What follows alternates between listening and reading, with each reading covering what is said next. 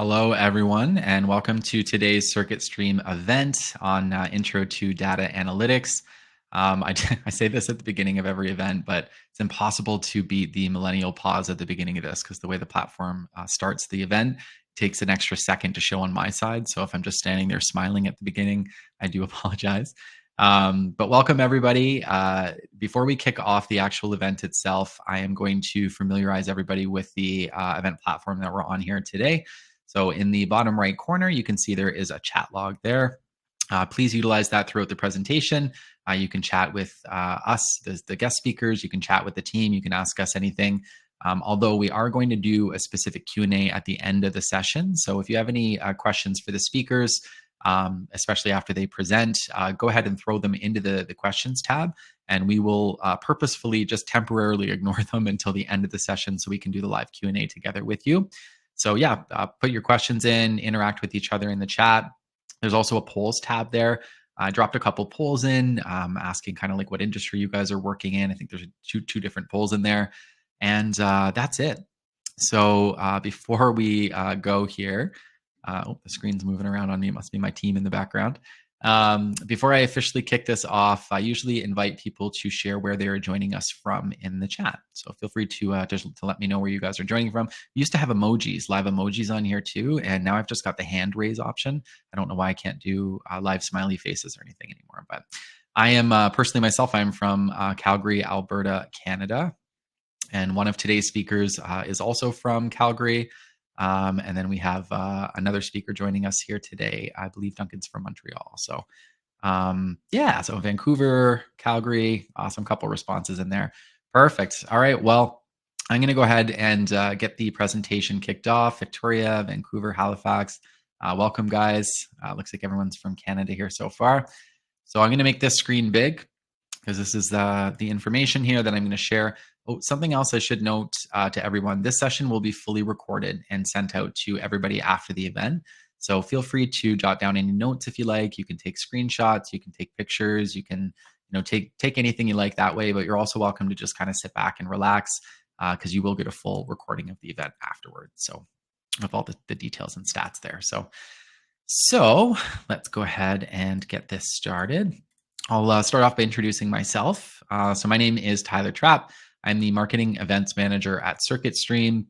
I've had a few different roles working for the company, but I have been here for just about 3 years. I also say this in most of my presentations. I'm not actually sure what my anniversary date is, but I think it is coming up here pretty soon. So that's me. Before that, I worked in travel and tourism for about 10 years. I always say like my pre-COVID life. And we will have two amazing speakers joining us today. I'm not going to invite them on stage just yet, but the first will be Duncan Anderson, data analyst from FlightHub. And the second will be Ahmed, the delivery architect lead from Capgemini. So before I bring them up on stage, I'm going to share some information here about CircuitStream, and then we'll dive a little bit into some information about data analytics, and then I'll get them up here. So CircuitStream began in 2015 through a network of developers, designers, and creators, and we are now a leading provider of technology learning and data management, AR, VR, UX design, game development and design, product management, and software development. So lots of different technology fields. We partner with industry-leading companies and leading educational institutions to offer courses and training to those looking to learn more about emerging technologies. So you can see just a handful of our corporate partners there. We have a much larger list than that. And then that's our university partners listed on the right. And again, just in case anyone joined a little bit later here, this full session will be recorded and sent out to everyone. So feel free to take notes or feel free to just relax and take in the information. We also offer a variety of summer technology courses for teens that are available through UBC and UFT. I've included the QR code on screen in case anyone knows any teens between the ages of 13 to 18 who are interested in getting a little bit of a head start on technology skills. This is a great way to do it. I think some of our summer camps for this summer have already sold out. I'm not sure exactly which ones, but if any of those are of interest to you, or if you know anyone between 13 and 18 that's interested, feel free to scan that QR code, share the page with them, or you can always just reach out to us at CircuitStream and we can share some more details there. I thought I was going to be in here with a bunch of Americans. Well, Americans are welcome too, of course, but yeah, I think we've got mostly Canadians in here today, Jevin. So now on to the focus of today's event, data analytics. So launching a career in data analytics offers continuous learning and growth, enhancing valuable analytical and technical skills. They often work in collaborative environments and have options for remote work, contributing to innovation and influencing key business decisions. Data analysts. I'm going to do that probably a few times throughout the presentation. Data analysts are also strategic decision makers with great attention to detail. They have an analytical mindset and are considered storytellers, turning complex data findings into compelling narratives while presenting information. So, and again, I didn't read everything on the slide, but all this information will be shared with you guys in the recording after. So, a few more details there. According to a 2023 Global Newswire report, the global data analytics market is projected to grow significantly from $7 billion in 2023 to an impressive $303.4 billion by 2030. That's insane growth. My brain can't even wrap my head around that one. The volume of data worldwide is expected to triple by just 2025. And with that, there's critical demand for skilled data analysts capable of navigating the complex landscape. North America is expected to be a massive player in the global market growth, reflecting an increasing reliance on big data and predictive analytics to drive business decisions and strategies. In 2022, data analytics emerged as one of Canada's most promising career fields, witnessing a surge in demand across various industries from healthcare to finance. With the projected shortage of skilled professionals continuing through 2031, the data analytics sector is set to experience significant growth and offer some of the highest salaries in the country. Provinces like Quebec, Ontario, and Nova Scotia are some that are leading the charge right now, creating a rich environment for data-driven decision-making and innovation. And our hands-on, this is a little bit about our specific bootcamp that we offer. The bootcamp is beginner-friendly. It's 30 weeks long. It's both online and project-based. It has 2 hours of in-class study, 200 hours of in-class study. Imagine a bootcamp only had 2 hours of study for the whole bootcamp. That'd be crazy. So 200 hours of in-class study and an additional 300 hours of outside class study. It also has weekly assignments, challenges, portfolio projects, and students complete with a capstone project at the end of the course. And then over the 30 weeks, students gain hands-on experience with real-world data sets, learning to apply statistical methods and predictive analytics that are vital for today's tech-driven job market. Lots of wordy words in this presentation. So if I trip over my words at any point or stumble at all, I do apologize. Might have to stop and take a sip of water at one point here. Now, some of the course outcomes for our bootcamp, the graduates emerge with a comprehensive set of skills that prepares them for success in the dynamic field of data analytics. Over the course of the 30 weeks, they acquire skills necessary for to understand key analytic methodologies, such as statistical analysis, predictive modeling, data visualization, and real-time analytics, utilizing industry standard tools like SQL, Python, and Tableau to handle and interpret large data sets effectively. Students receive career development and support and complete the bootcamp with a data analyst certification. That was on the previous slide there. You can see on the far right bottom corner. And then speaking of career development, normally I would invite our student outcome manager, Wanai, on stage, but she's unfortunately not feeling well. She's out of the office here today. So instead of inviting her up on stage, I'm just going to do a little bit of a shout out and explain a little bit of what she does. So Wanai works with our students and graduates to assist them and provide career support and guidance. We have career labs in our course. Excuse me, hiccuping here. We have career labs in our course, and they teach students how to leverage technical and behavioral strengths, gain awareness of the digital ecosystem, create compelling portfolios, elevate digital presence, learn how to network effectively, and become interview ready for industry jobs. So all incredibly important things to do as you're going through a career bootcamp and you're looking for opportunities and placements and things afterwards. So our career networking support really sets our programs apart from others that you may find. Each student has different objectives coming in, but for those looking for new jobs or to improve their current positions, they find this aspect of the course, the bootcamp, incredibly helpful. And also as a part of the career support, our bootcamps come with a student pitch day, which happens near the end of the program. Students have the opportunity to showcase their capstone projects to hiring and industry partners. This event is an amazing way to add people to your network, to be considered for any job openings that they may have, or just to receive feedback on your projects from hiring managers or people working in the industry. Many of our students go through our courses and outline that they are looking for career placement or they're looking to find new opportunities.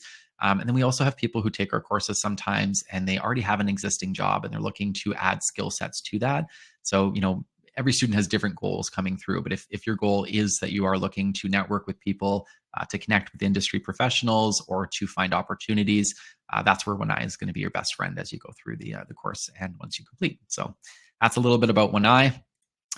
And now I'm going to go ahead and invite our first official guest speaker on stage for today. Duncan is a data analyst from FlightHub, and I'm going to ask him some questions about his experience and let him provide some tips and advice for new data analysts. So welcome, Duncan. Thanks for having me. Of course. I'm going to I always give people a heads up before this happens. Your screen's going to go big here. There we go. Oh, just so it doesn't throw you off when it happens. So perfect. So I'll dive right in here. I've got some questions prepared to ask Duncan, and you can just kind of answer and share on his experience here. So first question for you, Duncan, is what inspired you to pursue a career in data and analysis? Originally, I studied journalism in college. So this was in 2016 to 2019. And so right before COVID happened, that was my passion, what I loved. I love storytelling. When COVID happened, though, I started seeing a lot of statistics in the news, and the media started reporting on, figures in a really irresponsible way. I found like there was not much context behind the numbers that were being explained, and I felt like it was my duty at that time in my life and my career as like more of a journalist to be like more responsible. So I started teaching myself about statistics. I started learning Python, and that just led me down a path where I found out that I was more interested in that kind of technical side of the work. But it was, a really natural kind of progression and transition career-wise for me because I had that sort of storytelling skill and passion, and then mixing that with the technical skills was sort of what inspired me. Well, that's really cool. So seeing things maybe reported in a less responsible way and trying to kind of use your skill sets and learn to come at it from a different angle, which is, I like that. That's really cool. So can you describe your typical day as a data analyst at FlightHub? So I wear a lot of hats at FlightHub. When I originally started, so like thinking back to more of my entry level duties, a lot of my job consisted of building dashboards using Looker, which is really similar to Tableau, all SQL, SQL behind the hood. And so, building out dashboards, generating weekly, monthly, quarterly reports, and just a lot of like ad hoc requests about, queries and a lot of learning. I think my daily job requires me to constantly be learning. And that's one of the things I love most about being a data analyst is because the technology I'm using and the data a lot of the time is changing as well with the way the world is changing. And so, I think I wear a lot of hats, but primarily day to day, a lot of SQL, a lot of data visualization, and a lot of communicating certain patterns that I see within my department to my manager. And that's pretty much the day to day. My role has changed a lot in the 2.5 years I've been at FlightHub, but when I started, it was pretty much what you'd expect going into a data analytics role. Cool. And I can see a couple more people here joined as well. I'm just going to quickly mention that this whole session will be recorded. If I don't mention it a few times, I usually get asked by the end by a couple people. So in case anybody just got here, this session will be recorded and sent out afterwards too. So, all right, perfect. Thank you, Duncan. I'll hop into the next one here. So what types of data do you analyze most frequently at FlightHub? So I work in the Department of Loss Prevention. And so my role is concerned with recovering money and making sure the company doesn't lose money to fraudsters, friendly fraud, chargebacks. So I analyze a lot of customer data and sales data as well, but primarily I look for trends within what we receive for friendly fraud, and trying to think what else might be.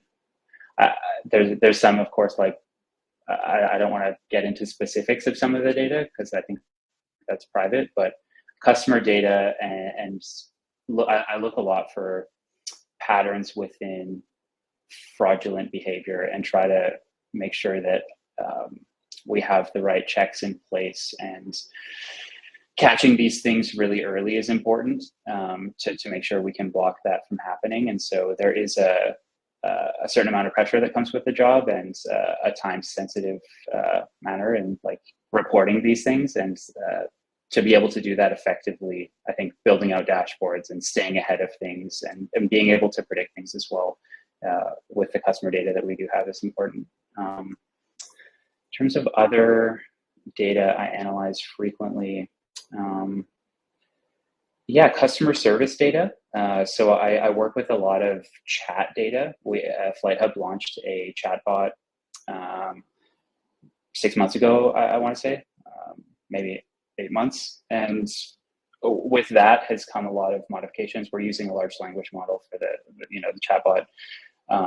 It's running on ChatGPT, I believe, and there's problems with some of the responses, as I'm sure all of you have. If you've used ChatGPT, sometimes it can go a little bit off the rails, and so being able to spot these things, if any of those responses lead to issues, tell the teams who are working on the model to get on those. Usually they'll know about these mistakes before we say anything, but I think I want to say I've put my feet into all the data around the company. It's good to communicate with other departments to understand, like what data they have access to. And I think starting off as a data analyst, it's important to ask a lot of questions and not be shy, and to not get too stuck in a silo within your own team. So even though I'm only like technically my job description is like chargebacks and loss prevention, and I could just look at that data and be fine, but I'm curious about the rest of the company, and so I'm analyzing all the data at the end of the day. Well, and it feels like the loss prevention one's almost like you're doing like detective data analyst work. Like you're looking for. Absolutely. Yeah, I love that part of it. I was gonna say, it must feel cool once you catch somebody in a way, right? Yeah, definitely. It can be satisfying. That's cool. That's really neat. I feel like I'm going to connect with you after this session too, and just because everything you're saying, I want to learn more about what you're doing. But cool. Absolutely. Okay, this is a good one. So, how do you prioritize your tasks when working on multiple projects simultaneously?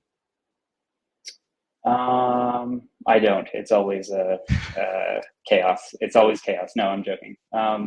So FlightHub has like a startup vibe, I want to say, and so there's always new priorities, and sometimes that's just like part of the job. Even though you're working on a project you really love and you want to be able to like focus on that for the day, sometimes other things come up, and so when that happens, I think just being realistic with your own bandwidth and understanding like what you're capable of doing, not over promising things that you can't deliver on time, I think is important. And then just having really effective communication with your manager to be able to let them know if things are too much, and they can delegate stuff to other people. I think when I first started off and I was fresh and I first got the job, I wanted to do everything and like take on more projects and finish everything really fast. But I think that can lead to burnout, which in the long term can be a little bit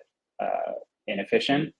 So I think just in terms of organizing things, having a Trello board can help. That's the tool that I personally use with my manager for organizing tasks, and then we can prioritize things, just put them in order. And so if something new comes up, put that at the top of the list, focus on that.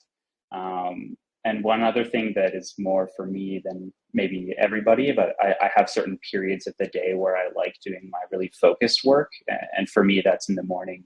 And so I usually try to like communicate with my team or just other people in the office that like, hey, from the morning up until lunch, like, please don't bother me. I'm going to be working on this thing.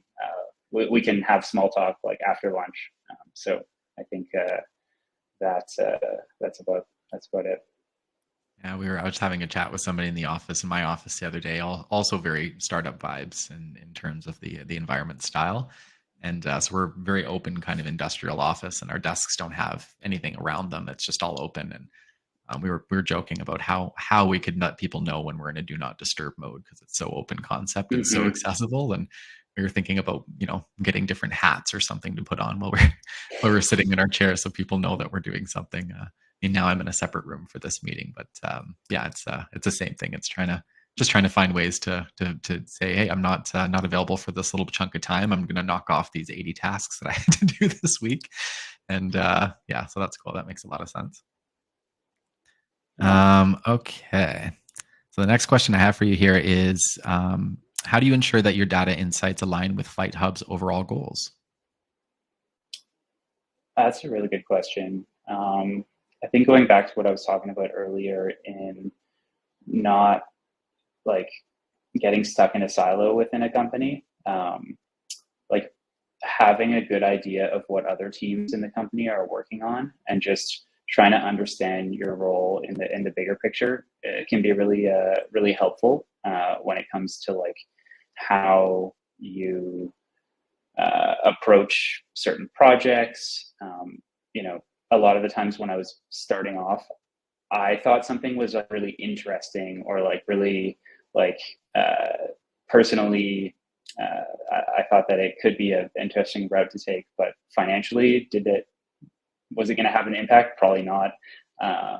Technically, was I like able to really communicate this project? Probably not that well. And so I think just like, yeah, not getting too I think when I first started in data analytics, I thought I knew everything, but I think just coming into work with like more of a humble attitude and trying to like learn more as opposed to like be an expert right off the bat. I think that that served me well. But to answer that a little bit more concretely, so ensuring data insights align with FlightHub's overall goals. I think I mean, customer service and selling flights, those are like the two overarching goals I want to say in the company. And so like if I have to like think about my compass, like is a project I'm working on serving those two things, then yeah, like I don't know, that maybe that it's as simple as that. And then just having good communication with your manager and making sure that like whatever I'm working on is actually going to be useful. Yeah, and what you were explaining earlier, just kind of the areas, the data that you focus on, then and the way Mm-hmm. that you kind of approach it makes sense where you would be aligned with FlightHub because that's they obviously don't want people fraudulently stealing money or booking fake things or so that would be an aligned goal for sure in terms of the data that you're analyzing. Absolutely. Perfect. So, in your opinion, how do you think a career-focused bootcamp might help newcomers develop core skills they need to succeed as a data analyst? So I think it's a really great way to build a portfolio, get experience working within tight deadlines within a kind of new technology framework and a new skill set. I remember, so I studied in a data analytics, data science bootcamp, not CircuitStream, a different company, but I remember the pressure to do the assignments, the time pressure was like, it seemed unrealistic, but nonetheless, we was able to do it. And so I think just like going through that kind of like it's a boot camp, right? And like that you do a lot in a short period of time. And so I think what I was able to accomplish within that time frame is like more than what you do in like the real world at your job. Like, so I think it does prepare you really well just for having like just like this kind of ambition to get things done in an efficient manner. in terms of core skills needed, I think just like data analytics, it's an umbrella term for a lot of different skills, right? And so data visualization, programming, storytelling, research, asking questions. I think like finding out what you're good at within that umbrella and just really leaning into that. And you know, that served me really well. So at first, like I had some web design experience and some journalism experience. So I really loved writing and I really loved designing. And I think like when it came to the whole like imposter syndrome and like transitioning into a new career path, like to have like a part of the data analytics umbrella that I was really confident in was helpful. And then kind of like taking the time on my own to brush up on like the statistics and the math and all that kind of stuff in a, you know, more go at my own pace kind of way was good. And then meeting people and networking is probably one of the most important things. I was going to add that into to everything you said too. I was going to say often we hear everything you said, and then also the networking component. Just that, you know, I got to chat with the instructors, but then I also met these folks, and you know, I finished the boot camp 8 months ago, but I'm still connected with these people, and we're working on a For project sure. together. Or you know, it's Exactly. so common. So. Yeah. Cool. All right. Well, how many more questions do I have? I've got one or two more here for you, I think. Just one more. So Duncan, what general advice would you have for aspiring data analysts or those looking to transition into this field as a new career for them? I think pursuing projects that you find personally interesting could serve you really well. It's a pretty saturated market. There's a lot of people trying to do this. And so I think finding when you're building your portfolio and, you know, applying for jobs, it's going to be inevitable that employers want to know the types of projects that you're working on. And I remember my capstone project in the bootcamp that I did was about, I was comparing reviews online between bagel shops in Montreal and New York and trying to figure out which city had the better bagel. It's a really contentious debate. I see you laughing, and I think that's kind of the response I got from a lot of people. They're like, "Oh wow, like I never would have thought of that." But for me, I love bagels, and you know, I love working with reviews, data, text data, and it was this very quirky, interesting thing that I was able to go really deep into. And I think that when I was able to speak about it, employers could hear my enthusiasm. And of course, like all of the technology behind the hood is like, it was like my programming was very organized. I had a GitHub, and I had lots of other projects as well that I had kind of done that were more just more textbook, but having like a few projects within your portfolio that you can talk about in a really like authentic way that you're really excited about and can explain kind of from front to back what's going on. It's I think that was really helpful. And then yeah, just making sure that you're genuinely interested and that you're like that you can that like for me, I can like confidently say that data analytics and data science is like my passion. Like I do this in my free time. Like I'll pursue projects on my own outside of my 40+ hour work week. And so I think just asking yourself if this is like really what you want to do, and if that is, then I think you should be fine. Well, I've got one follow-up burning question for you. I guess that wasn't on the list, but you might have a slight location bias based on where you live. But who won? Who won in that report?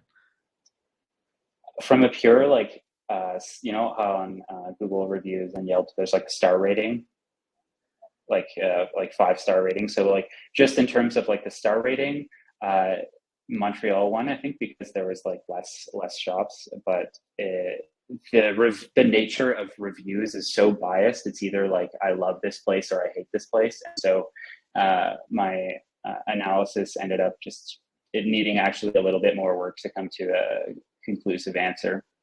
That's fair. That's fair. I was just curious because I don't think I've had a bagel in Montreal, but I've had one in New York, and I was just curious what the who the resounding winner was at the end. But it makes sense if you still need more data there too. But well, cool. Well, so Duncan, I don't know if you'd like to, you're welcome to share your LinkedIn profile in the chat. Yeah. And if you have do you have any other ways that people can find you? Or is that kind of the best one? LinkedIn's probably the best. Yeah. Perfect. So yeah, so you can throw out the presentation here, Duncan, if you want. While I invite the next speaker up, you can throw yours into the chat there anytime. But if anybody has any other questions for Duncan about his role or his journey in data analytics or what he's doing at FlightHub, feel free to throw those into the questions tab. And we're going to have one more guest speaker here, but as soon as we go through asking some questions there, we can invite both of these gentlemen back up at the end, and we'll do some live audience Q&A there. So thank you again, Duncan. I'll let you hop off now, and just look for me to prompt you. I'll invite you back up probably in about 20 minutes or so. Okay. Thank you so much, Tyler. Bye-bye. All right. Cheers. We'll see you soon. There we go. So let me, I guess it's not, well, I'll put it up here again. There we go. All right. So I'm going to officially invite our next speaker on stage. Ahmed is the delivery architecture lead for Capgemini, and I am going to ask him some questions similarly, just about his experience and any sort of tips and advice he may have for new data analysts. So welcome, Ahmed. Hey, Tyler. Thank you so much. And sorry I didn't give you a warning, but I made your screen big there. So there we go. It's all good. Cool. All right. Well, so the first question I have for you, similar to one that I just asked Duncan, but can you describe your typical day as a data analyst and what tasks and responsibilities are part of your role for client companies? Yeah, thank you. So I work in Capgemini. It's a consulting organization, so it's a little different than Duncan's day-to-day sort of life at work, but mine is primarily spent working directly with the clients. So, whether it's energy organizations or mining resources, etc., as well as I wear a different hat within Capgemini as a leader for our data architecture practice. I lead all of our clients, the data architecture practice that we have within the energy vertical as well as the telecommunication vertical. So those are sort of the two hats that I flip between. But my day-to-day is primarily spent meeting with client leadership or client architects that work within that specific organization and helping them create strategies, solutions, helping them understand what is the right technology that they should be using for their data analytics purposes. Cool. All right. Okay. Well, I guess this will probably lead right into the next question here. How often do you interact with clients, and what is the nature of these interactions? Probably a pretty broad question, but yeah, broad question, but a very good question. So as a consultant, really, I interact with them almost like on an hourly basis, and the nature of these conversations is usually around. The clients will give us their requirement that I want to achieve some sort of business outcome. And then it's my team's responsibility to take those requirements and translate them into a realized solution. So we discuss things like, should we be leveraging Azure Data Factory? Should we be leveraging Python or PySpark, Databricks, all of these technology vendors, and what solution stack is the most optimized in order to deliver the outcomes that they're looking for, as well as what is the most cost-effective solution for them as well. Since a lot of these tools, with the amount of data that most of these organizations are processing, it can be quite high. So they're looking for the most cost-effective, efficient solution to help them realize those outcomes that they're looking for. So most of the conversations are around those, but then there are obviously some tough conversations that you need to have with the clients as well. Sometimes the deadlines are missed. Sometimes the client isn't happy with the type of solution that we have prescribed. So it's a blend of technical architecture, technical solutioning, as well as a mix of project management as well. Now, off to the side, from my leadership perspective within Capgemini, I'm responsible for our talent growth as well as our go-to-market strategy. What solutions should we be taking to our clients? What are our different ways to break into, the client's atmosphere and create something which is disruptive but also innovative for them? So there's a lot of whiteboarding that we do on a day-to-day basis. I'm sure. And I didn't ask you, I didn't prepare you for this second question here, so I do apologize. But I think you said before, I'm just curious because you have lots of interactions with your clients on a regular basis. Are you finding most of those digital, or I think you said you commute for some of those as well? Hey. Yes, I do commute. So, of course, things have changed after COVID, but even after COVID now, there are times where there's some meetings that are best to have in person, and then there's some that we obviously do daily as well. I think I would say around 60-40 split. There is some travel on my end. So I'm traveling across Canada as well as globally as well to meet with some of our clients and take our solutions to them. But it depends on a case-by-case basis. So if anybody's in the audience looking for a role in data analytics and you're looking for opportunities that are either kind of in one spot or ones that might come with some travel and going to different client locations, there's probably there's definitely opportunities in both. I mean, we have speakers from both sides here today. So perfect. Okay. And then next question I have for you, in your opinion, what are the most important soft and hard skills for a data analyst to have? Great question. And, I thought about this when I was coming into this meeting, and I'll give a little bit of background about myself. So I did not start in data analytics myself. I actually was within cybersecurity space. So my education, I did an undergrad from University of Calgary in Comp Sci with a specialization in information security. And then as I joined the workforce, I joined Deloitte, again, consulting organization within the cyber risk space. I noticed that my day-to-day job revolved a lot around data. So I was looking for, different ways to either create my reports quickly or get some sort of insight out, reviewing security incidents, etc., and creating some sort of insight that the leadership can see. And that really sparked my interest to start learning about data analytics tools, etc.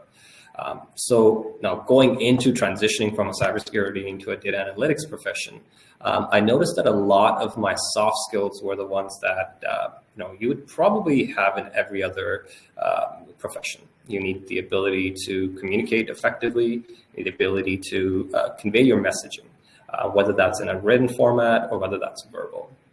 And then there's obviously project management skills and balancing your day throughout, optimizing your schedule. Those are the soft skills that I would say every data analytics professional needs to have. With respect to technical and hard skills, those depend on which route you want to go within data analytics. So, of course, there's a data analyst role, but then there's also data scientist, as Duncan mentioned. He plays both of those hats, data scientist and a data analyst. There's a data engineer who's responsible for getting the data from certain systems and sort of moving it across different systems. So as you pick, which vertical you want to head towards within the data analytics profession, whether that's a scientist, analyst, engineer, architect, there's specialized tools and technology frameworks that you should be adopting to and learning about. So it's a broad way of answering your question, but every path has its own technical hard skills that you need to learn and adopt to. Yeah, that makes sense. I mean, transferable soft skills, everything you said makes sense in a lot of different industries, but it also completely makes sense that there'd be different sets of hard skills depending on the type of data analyst position that you're going for, the company that you're working for. So no, you said broad, but I think that was a good answer. I think that covered it perfectly. So, all right. So the next one I have here for you, this one's fun. What emerging trends in data analysis? Told you I was going to do that a few times. What emerging trends in data analysis are you most excited about? There's a lot of buzz about generative AI these days, and I'm sure a lot on the call have used ChatGPT to a certain extent. When we're looking at generative AI or ChatGPT type of functionality at scale at an enterprise level, that is something that a lot of organizations are struggling to comprehend and scale. So that's definitely a trend which has started, I would say, maybe 2-3 years ago, but it's going to continue and dominate the rest of this decade for sure. So I do expect that by 2030, 2032, generative AI is going to be a capability like predictive analytics, which is very easily scalable. It's widely used. Now, in order to get to there, there's a lot of challenges that we still have to go through. There's ethical considerations that we have to take into account when we're deploying generative AI solutions. There's biases that you have to address and model for. There's privacy and security concerns as well. So it is something that it's in its early stages, but something that will eventually scale quite fast, quite rapidly. And it's as most people see, ChatGPT, it's something that we're using on a day-to-day basis now. The question is, how do we use those type of capabilities within the enterprises? So that's a big emerging trend. Along with that, I think cloud computing, it has gone, when we look at it a decade ago to now, cloud computing has changed quite significantly. Storage is quite cheap now as compared to compute, which is being optimized. So, things like serverless computing is coming, edge computing is coming as well. So those are the type of trends that I expect to continue growing, but generative AI will definitely dominate the market for the rest of the decade. Not at all shocked that you said AI. It's I feel like any of the courses we teach, when I'm asking people about upcoming trends, there's usually something that's kind of wrapped into AI right now.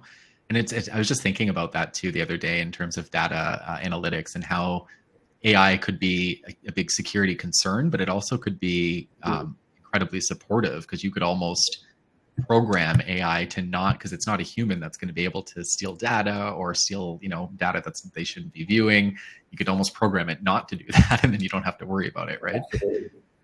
Yeah, so some of the use cases that we see with generative AI, as an example, predictive analytics, I'm sure a lot of individuals are aware of that, but fraud detection, that's another big thing that generative AI can help address, and I'm sure like FlightHub and other organizations are already looking at those. There's natural language processing, NLP, there's image recognition, a lot of which is used quite significantly in the industry right now, but not at scale.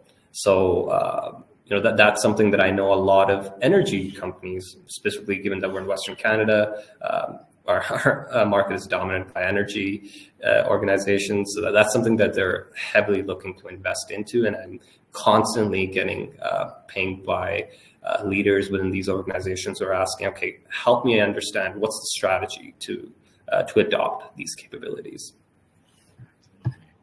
Absolutely. All right. Thank you for answering the second part of that I didn't prepare you for. I've done that to you twice now. But all right. So so similar to what I asked Duncan, in your opinion, what sort of benefits do you think somebody might have, especially beginners, from taking a career-focused data analysis bootcamp? So I haven't done a bootcamp myself, but going through the slides that you just showed earlier, I certainly see a lot of things that jump out to me that would be beneficial to those who are enrolling in this. So things like workshops where it's facilitated and organized, where students can participate and get hands-on workshop experience. That is absolutely something that you cannot find in any other learning curriculum or path. So I think that is one of the key things, that getting that hands-on experience within data analytics is absolutely crucial. That's something that I wish I had within my time, but I might actually enroll myself in this bootcamp as well and get some brush up on some skills. But along with that, I think mentorship and networking are two of the biggest things that I think that are provided through this bootcamp. You won't find that in other places. You sometimes have to reach out yourself, start attending networking events. But this bootcamp allows you to work on something and then show them to individuals within the industry, ask them targeted questions, as well as have the opportunity to bring in that wow factor. Someone looks at your project that you have done and said, wow, that's amazing. This individual is someone that we definitely want to have within our organization. So I think these are the top three things I think would really all the students can benefit from. Absolutely. And on that note, prepare yourself, Ahmed, and Duncan, if you can hear me still too. We'll probably reach out to you guys once we've got the pitch days for the data analytics bootcamp grads. And it's not just for opportunities. A lot of times they're just wanting feedback too. So we'll probably engage with both of you gentlemen to see if you're available to come and give some feedback to our grads at some point as well. Cool. So I've got, I think, 2 more questions for you here. What advice would you give to someone aspiring to become a data analyst for a company like yours, like Capgemini, where you're managing accounts for several different companies versus just kind of one? Mm-hmm. So I think the easiest way to break into this data analytics space within the consulting organization is to start looking for opportunities in the work field that you're already working in.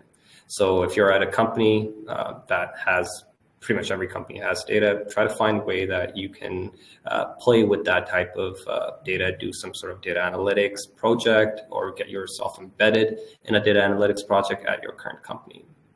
That's how I broke in as well. I worked at Deloitte at that time, working in the security field, and I started getting myself on data analytics projects, which was a little bit different from what I was supposed to be doing, but that really helped me ease into my role. I got a lot of hands-on experience working on those type of projects. So definitely, try to break in into the data analytics field in the workspace that you're already working in. The second thing is that start trying to broaden your perspective. Try to understand what is the business context with respect to the problem that you're trying to solve. Consultants, we work in some sort of industry vertical. For example, I work within the energy and resources domain. So I read up on news articles. I read up on what's driving the trends within the oil and gas industry. I try to understand what is how does an energy organization, an oil and gas company actually work? What are the different components? What is the product that they're actually trying to sell? So helping understand that business context is crucial for any data analyst, since your primary job is to drive insights out of data that's going to help decision making or optimize some sort of processes, etc. I think those are the 2 recommendations that I would give to the students. Perfect. All right, and I've only got one last question for you here, I think. What resources, like books, courses, websites, would you recommend for aspiring data analysts? Obviously, in terms of courses, I'm chatting about the bootcamp here that we have, but do you have any like online resources or books or anything that you would kind of push people towards in the direction of? Yeah. So I rely heavily on Udemy, right? And Coursera. Those are sort of our learning paths within our organization. So I definitely look at courses. I can register self-paced learning on those modules, on those platforms, and try to do modules. Microsoft has a great center. It's called the Microsoft Learn Center. You can register for free, and you can get your hands on some of the products that companies are actually using to build data pipelines and do data analytics. So it's free of cost. Highly recommend that to everyone. You get 60 days trial, and you can start actually playing around, building your own mini project. Now, along with that, I definitely, my favorite pastime activity is when I get free from work and I have some time to myself, I go on YouTube and I listen to lectures, which sounds a little weird. That's my, that's how I spend my off time, but it does give me a lot of insight on how others are thinking, in terms of their strategy or technology roadmap or creative ways to deliver new solutions. So Databricks, Microsoft, SAP, all of these platforms have their own workshops and seminars that they have on YouTube. Definitely, I listen to those. Along with, I follow some specific individuals and their blog postings. So James Serra, he is a Microsoft certified architect and a good friend of mine. He published a book recently as well on data architecture. So that's something I recently read, and I follow his blog posts. So definitely find what works for you, right? Whether that's YouTube videos or seminars, or whether you actually like following someone on their blog post. And maybe if you want to do both, that's even more helpful, in my opinion. Yeah, just like immerse yourself as much as you can, especially if you're new, right? It's just I do that too with a lot of things. When I'm interested, I end up looking at a lot of YouTube videos, or I mean, even these days, I know it sounds even crazier than that, but I end up on TikTok in different areas of things that I'm interested in. And there are oftentimes little clips there, which leads me to a YouTube video, which is the whole, the webinar or whatever it is that they've put on.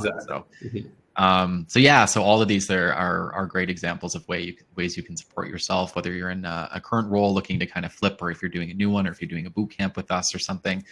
You could utilize all of these resources, and it's just going to benefit your career or your education, or whatever the case may be. So, so that's perfect. So thank you so much, Ahmed, for sharing and providing all the details and tips and advice for everyone here.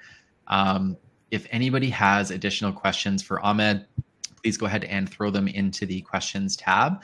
If you want, you can stay on stage for a minute here, Ahmed. I'm going to make the presentation screen large for a second. And I'm just going to quickly share about the bootcamp course specific information if everyone's cool with that. I'm going to share the pricing, the contact details for us, and the upcoming cohort date really quick for everyone. So I'll do that here. And then in just a couple minutes here, or a minute, not even, once I do that, we'll have both of these guys up for questions. So sometimes we get 80 questions and sometimes we only get a few. It depends on how the crowd's feeling. So don't be shy, guys. Feel free to throw your questions into the questions tab now. While I do these last couple slides here. And if we only end up with one or two at the end, it's okay. But the more questions, the better there. So like I said, I'm going to share some details on the course and the upcoming price information. So this is the bootcamp that's available here. I'm just going to share some early bird discount info with you guys too. So if anybody is looking to register for our bootcamp, the 30 weeks that I mentioned, that's the pricing information. That's the early bird discount.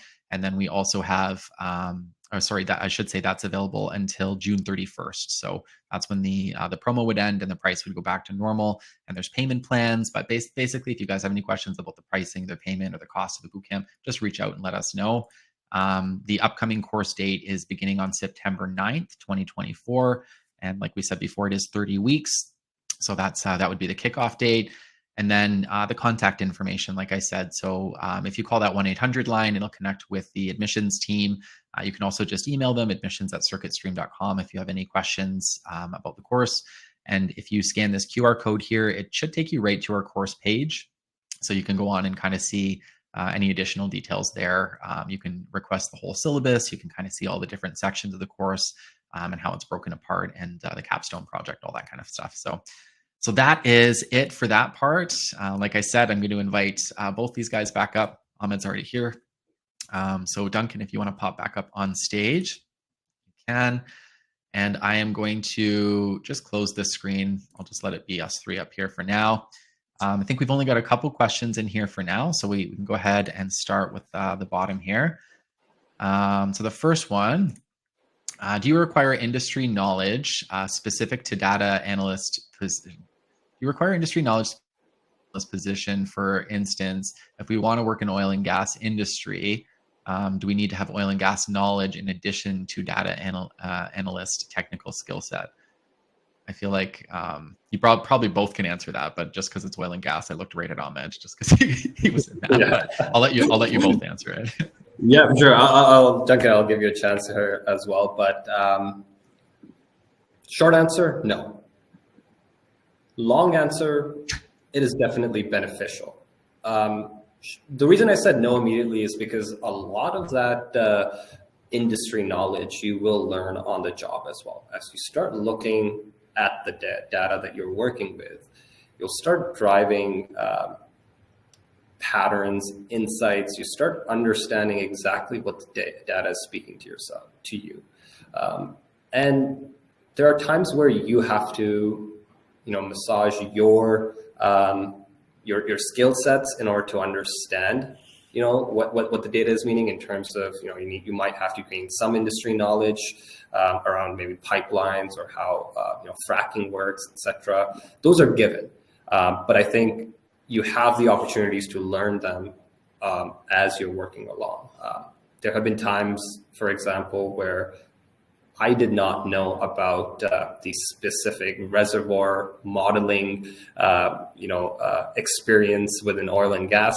But as I spoke with the engineers, it started making sense to me at a high level. And I started digging deeper at my own pace as well. I started learning about those things. So it definitely helped me, but I didn't need to have those knowledge going into the role that I was working in at that time. So that's how I think it. It's a mix of both yes and no. You certainly will be very, very successful if you have that industry knowledge. Duncan, over to you if you have anything to add or disagree with me. Go ahead. Yeah, I agree. Can you hear me okay? Yes. Yeah, we can. Okay, nice. Yeah, I agree 100%.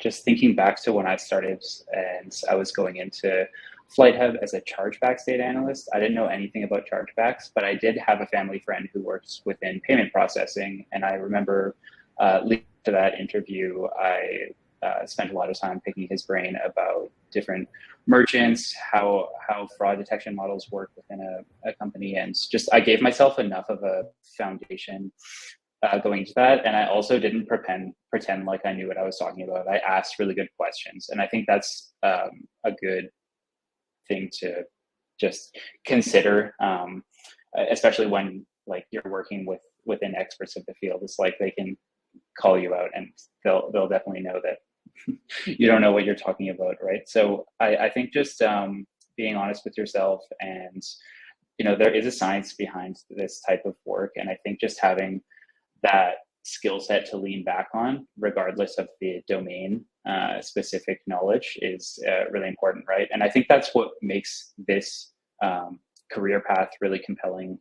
If you want to transition industries, a lot of the skills you have are going to be applicable to that industry. So yeah, I think it's certainly beneficial. I don't think it's a make or break though. Yeah, I totally agree. And just to add to, like, in your own free time, there's always opportunity to immerse yourself into different things too, and try and teach yourself as you're going along. Like, teach yourself industry information while you're learning technical skills on the job at the same time too. So cool. All right. So that was the first one here. Is there an upper age limit to start a career in data analysis, analytics, specifically with a long gap in between? So I haven't seen anything where there's, I haven't seen anything where there's anything specific to age. On my side, at least with the networking I've done, I've kind of chatted with newer guys who are a little bit younger getting into roles. And I've chatted with some guys who are, or people, I should say, not guys in general, just human beings who are a little bit older. So in my opinion, I don't think there's anything there, but I'll let you guys kind of weigh in on that too. Whoever wants to go first. Yeah, I think it would depend on the organization and culture. I think more than anything with where you're trying to work. I think there's always going to be opportunities, regardless of how young or old you are. I think just some employers may see age as a benefit, actually, or like a bonus, because I don't know, some people later in their life might have a better understanding of like what they want to do. Maybe they could be seen as more reliable and they're not going to be jumping from job to job, whereas somebody who's just getting their feet in the door might be less reliable in the long term. So I'm sure it would be difficult in some environments, but I don't think that would be a decision that you just not pursue data analytics because of your age. Yeah, I certainly echo the same sentiment as Duncan. I don't think that there is any upper age limit, but certainly one thing to consider is that, with a long gap, and if you change the industry as well. So let's suppose you're working in oil and gas, you've never done data analytics there, and now you're jumping into, let's say, telecommunication, and you're trying to do data analytics there. There's definitely going to be a steep learning curve, but I don't believe age is ever going to be a limitation that someone would a recruiter would say no to your profile just because you've had a long gap in between and you're quote unquote too old to be a data analyst. Certainly, if you were working in the same industry, let's say you worked in oil and gas and you took some time away and you're now coming back to oil and gas and perhaps trying to start a career in data analytics, that would be even more beneficial than a limiting factor, in my opinion. 100%. Absolutely. All right. Well, thank you guys for both the answers there. All right. Do we require a degree to get into this space? I can let you guys answer. I can answer from my perspective too, but go ahead. I think you were about to say something. Go ahead, Tyler. Well, I was just going to say on mine. So we offer courses in a bunch of different areas in software development, game design, project management, UX design. So all of these have an option to gain a degree and get into a space that way. But then there's a lot of people, especially now in 2024, and I know a lot of people at companies that are in hiring roles, and the feedback I consistently get is demonstrating skills. If you can demonstrate the skills and you can prove that you're the right person for the job, having the degree is not necessarily going to set you apart. But it could in certain environments. It also probably depends on the company that you're applying to. But for the most part, the reason that fast track boot camps exist is to allow you to have a different path into industries and to gain, real world experience, to network with people. So there's certainly benefits to both sides, and there's a lot of people that actually do both as well. But that's kind of my take. I always like to share that just because we do offer different courses, and it's kind of similar in most industries. My response there. So, but go ahead, Duncan. I didn't mean to cut you off there initially. Oh yeah, no, not at all. I got my degree in journalism, as I said at the beginning of our Q&A, and I have a certificate or diploma from a boot camp in data science. And I think that it was when it got to talking about my educational background within the interview process, I found that it's just as long as you're honest and not trying to and not feeling bad about it. I feel the skill set and portfolio aspect of getting into data analytics is really beneficial. Some companies are going to want a master's degree in something like computer science related, but that's definitely not all companies. Yeah, I'll just add one thing for perspective. When I was at Deloitte, my managing partner, our boss, was a lawyer, and they managed the whole data analytics practice. So, and we had a lot of people who worked in psychology, economics, statistics, obviously, something that really helps in data analytics. But just to give you the perspective on how different, degrees were, educational backgrounds were. We had people from psychology, economics, statistics, to lawyers in the profession. So any degree does help. It's a matter of how you apply data analytics framework to what you have learned or what you are willing to continue working in. And again, background-wise, information security for me, I did not do anything related to data analytics, whether it's data engineering or data sciences, but I naturally learned on the job. Yeah, hopefully, thank you both. Hopefully between the three of us, we answered your question there for you. Okay, how important is it to have individual projects as a data analyst? It doesn't matter. We'll just flip back and forth. I'll go back to Duncan there. Oh yeah. How important is it to have individual projects as a data analyst? I think when you're first starting out, it's essential.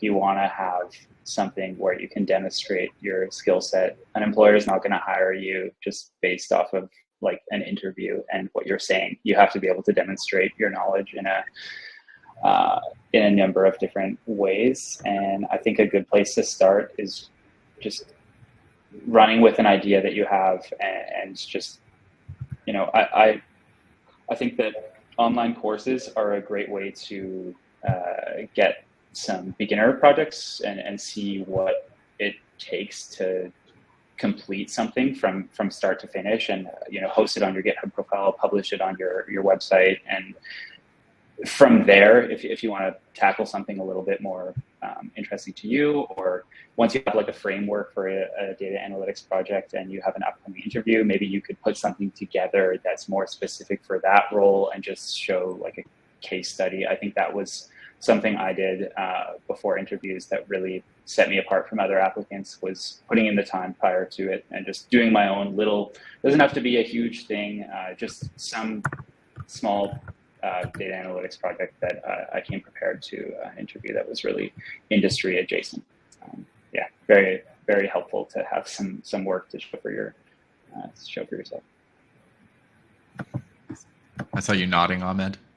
Yeah, no, absolutely agree. There is nothing I can disagree with. But to add to that, I would say that having a repository of all of the projects that you have done is very essential, because as you look back, reflect back on what you have done to what you are now doing or looking to do, you will see how much you have progressed over the years. So I'll tell you about my first project. It was a simple SQL database that I built. And then slowly from there, I started working on small ETL, and then I started working on data engineering pipelines, and then data sciences, and then AI, et cetera, et cetera. So I was able to actually track the progression of should I be considered as a beginner in the data analytics field versus an intermediate versus an experienced individual. So absolutely agree that individual projects are essential. Now, with that being said, I will also give my 2 cents on in my specific role. It is very tough to work on an individual project while you have a 40-hour job, and I see Duncan agreeing to that, and that's where your personal commitment to your professional and career growth comes into. How much time are you willing to take out of your busy schedule?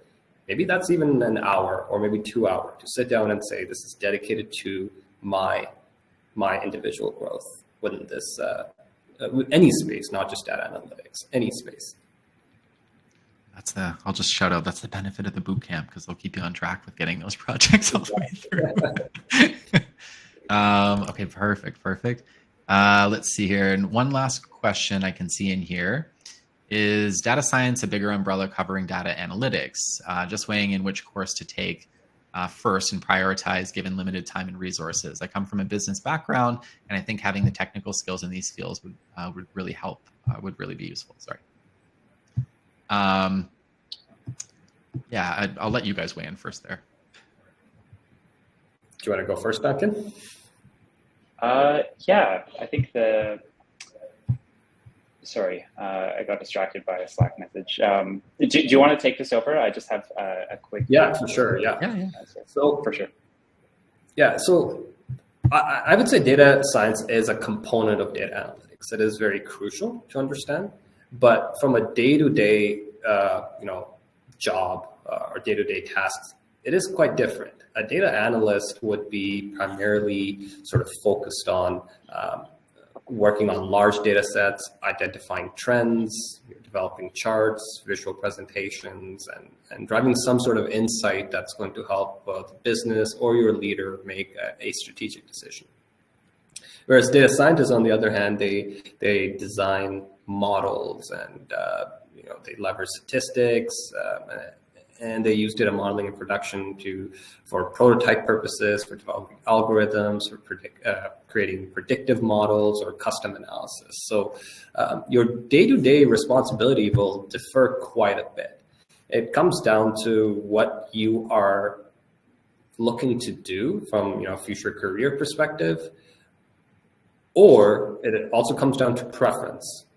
Data science does involve more understanding the data a little bit more in terms of business context, and then also having a clear understanding of what type of model you're really trying to build, as opposed to a data analyst who are more concerned about answering a specific question. So that's my 2 cents, 2 takes on that. But that being said, I do think that having data science, even rudimentary knowledge, is very important for any data analyst. Absolutely. Oh, go ahead, Duncan, if you want to add in there too. Yeah, apologies for that. But I think the business background that you mentioned could be more kind of in line to begin with anyways with data analytics. I think there's like more crossover between those two domains than jumping from business background into data science. That being said, I think both data analytics and data science are such broad fields, and that there are some crossovers. I think that maybe if you were to like have both side by side, there'd be data analytics is more within the data science umbrella, if I understood your question correctly. So yeah, I think you're spot on there. And yeah, I think whatever you choose, I wish you luck.